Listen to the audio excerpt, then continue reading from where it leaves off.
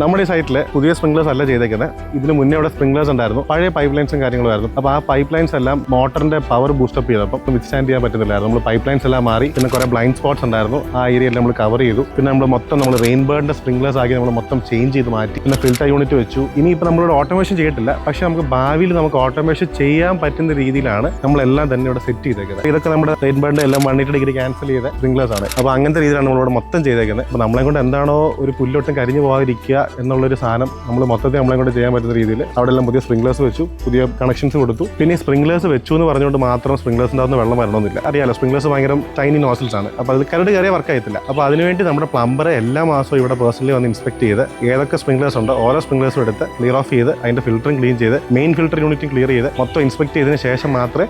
അപ്പം ഇവിടെ ഇപ്പം നിലവിൽ ഒരു 10 വർഷത്തേക്ക് പോലും നമ്മളിപ്പോൾ റെഗുലറായിട്ട് മെയിൻറ്റെയിൻ ചെയ്യുവാണെങ്കിൽ ഇത് ഒരു കുഴപ്പം കാണാതെ കൊണ്ടുള്ളൂ.